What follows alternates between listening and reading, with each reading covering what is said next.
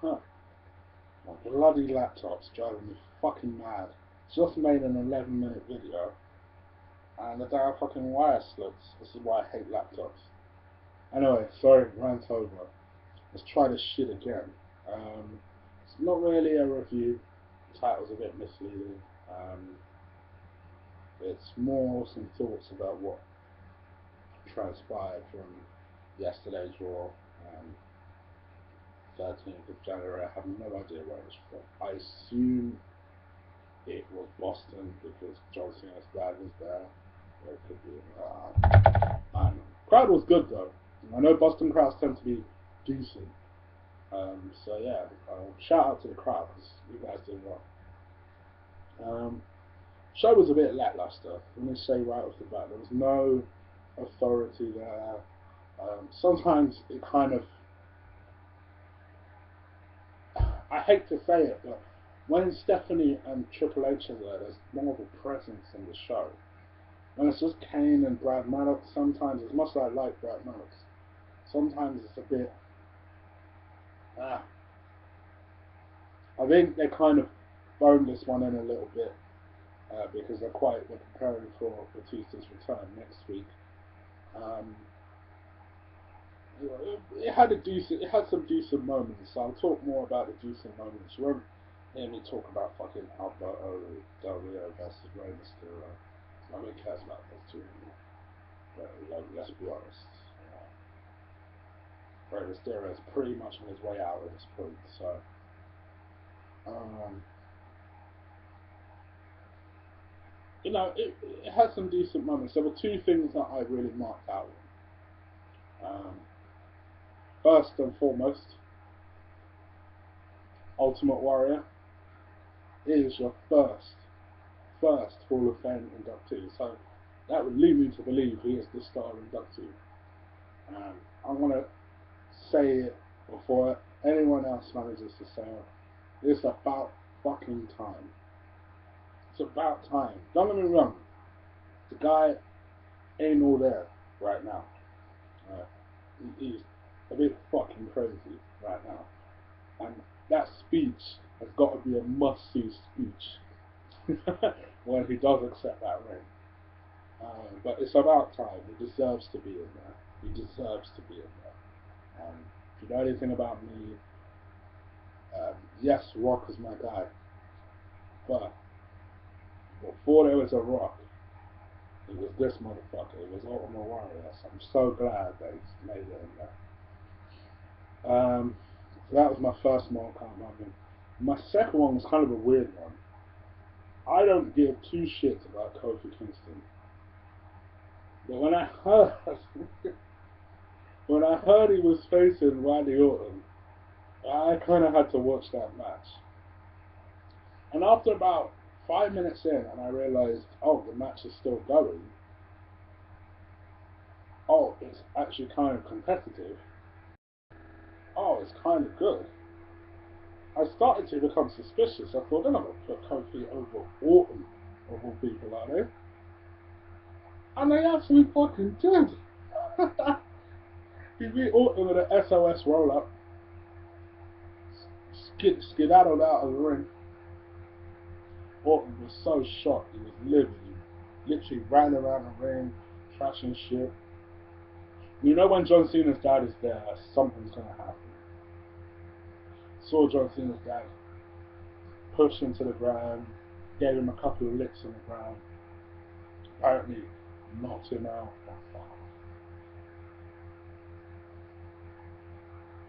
So yeah, I suppose it adds a bit of heat between those two. But ain't a damn person out there that's buying the Royal Rumble, and I'm legitimately ordering the Royal Rumble. There's a damn person out there who is legitimately ordering the Royal Rumble that actually gives two shits about that match. Because I don't.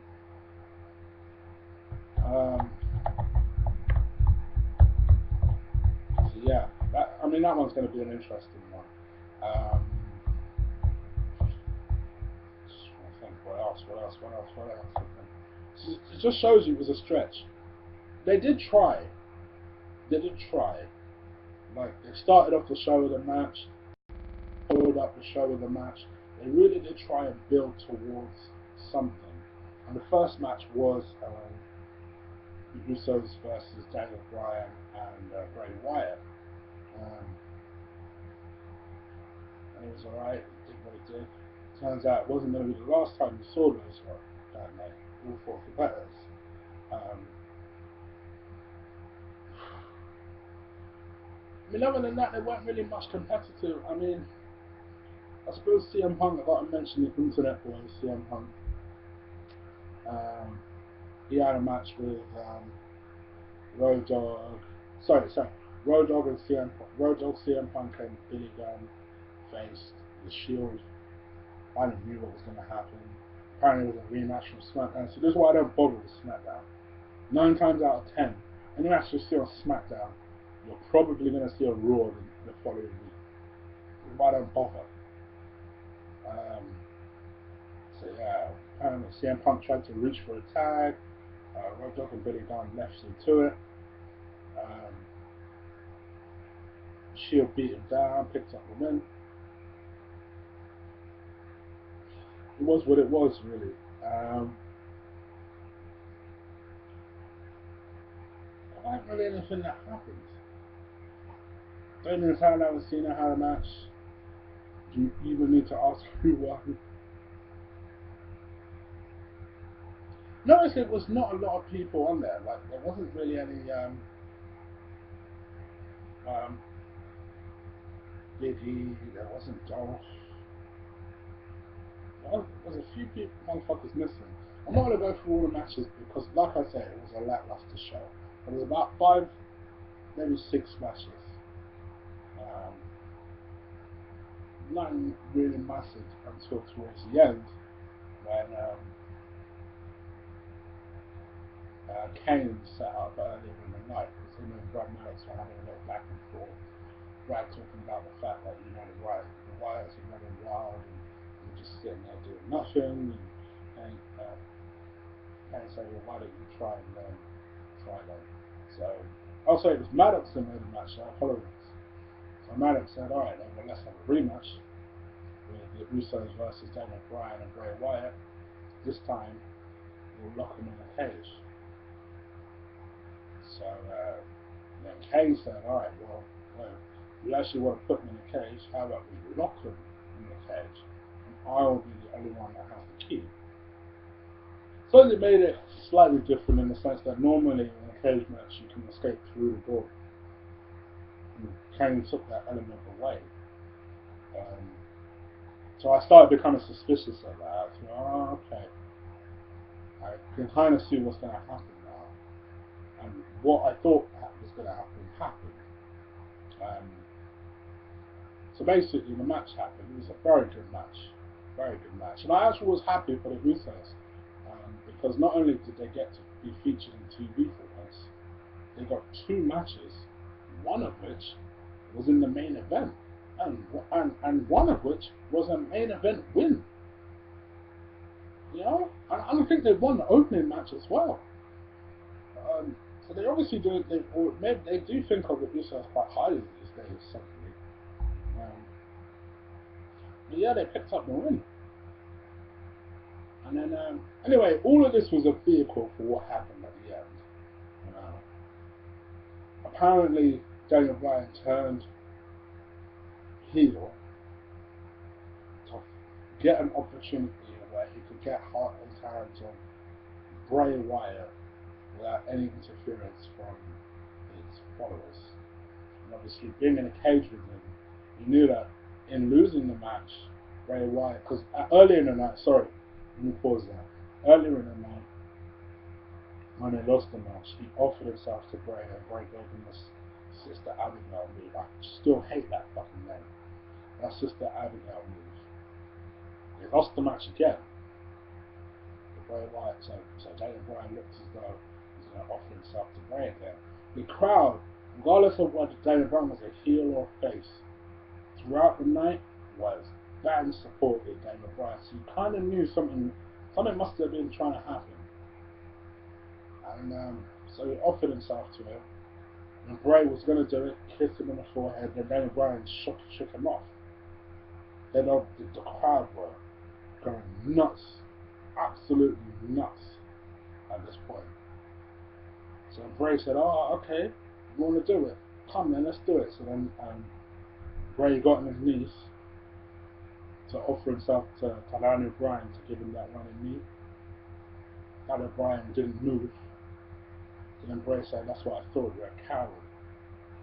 Backed up, that he was going to go into him into the corner. Daniel Bryan moved, started kicking the shit out of him in that corner. Then Bryan sidekick moved into the corner. Generally was whooping the shit out of him, and the crowd were going nuts. Obviously, the cage was locked at this point, so Harper and Rowan can't get into the cage. Daniel Bryan eventually got kind of used Bray Wyatt, slammed him into the cage, so he knocked off Harper, knocked off Rowan, and gave him the running knee. Cried. It was at this point I realized, fuck me. I know Daniel Bryan is over. You should have seen that crowd. I genuinely don't think there was one person that was not going, yes, yes, yes. He is the most, I've said it before and I'll say it again, the most over person in wrestling today. And if they don't make him WWE champion, they're going to lose the boat on this guy. I still think their storyline was bullshit. I don't know what the fucking point of it was. You're not going to make Daniel Bryan any more over than he is. So, I still think the storyline was done. But thank God, it looks like he's gone back to being the face. And even if the feud continues, I don't mind Too Tough. It's just, don't make him join the fucking Vice. It's retarded. But yeah, I just looked at it, I thought, man, this guy's over. He had everybody on his feet just going, yes, yes. And I tell you what, to be fair to him, I love this Daniel Bryan. This Daniel Bryan is what made me like him. You know, not none of this kiddie fucking PG John Cena type of shit. I like that intense, shaken, angry Daniel Bryan. That's what I like. So I actually really like this moment as well. It ended quite a lackluster show on a high note for me. Daniel Bryan kind of closed out, climbing on top of the cage, going, yes, yes, yes. So it was what it was. Alright, show is forgettable. It's clear that they phoned it in. It's clear that they're building towards Batista's return next week. So yeah, let's stay tuned for Batista's return. I'm looking forward to it. I know a lot of people loved his heel run, including myself. I loved Batista Hollywood heel. It was the only time I genuinely really was backing him. That Hollywood heel run was fantastic. So I'm looking forward to his return. Hope you like this video. Sorry, I kind of freestyled it. Didn't have my usual structure in place. Hopefully this will upload this time before it cuts out. Take care.